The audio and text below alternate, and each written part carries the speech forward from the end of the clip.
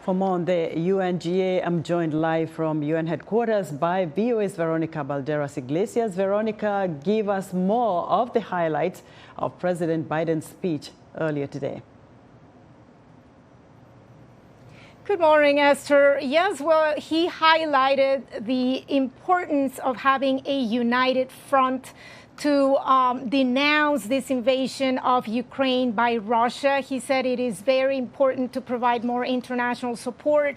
On the other hand, he also mentioned that the U.S. is fostering different partnerships around the world, including in Africa, to bring about more economic opportunities. He also mentioned the importance of reforms to international institutions to make them more inclusive. Esther. So which African presidents are scheduled to speak later today, and what more has been said about Africa's participation at this General Assembly meeting?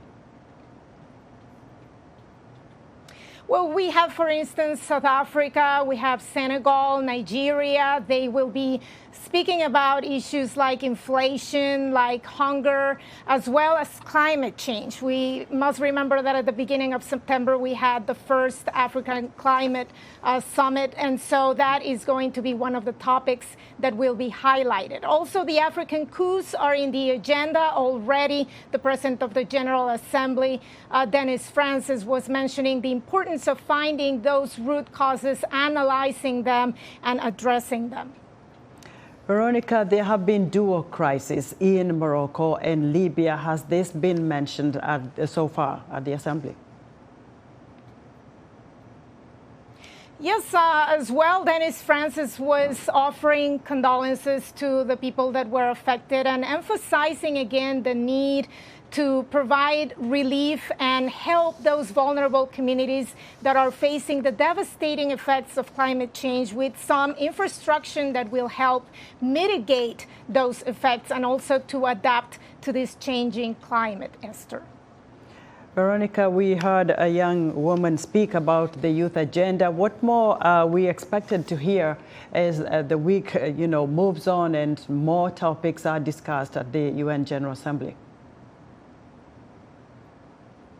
I think one of the most important voices we are hearing so far are those of the youth. They were talking about the problems with mental health, with depression. They feel they are being left behind in these talks. They are trying to hold these important leaders accountable, asking them they have to meet these sustainable development goals by 2030, but they are not on track. And so they want to be included in the conversation.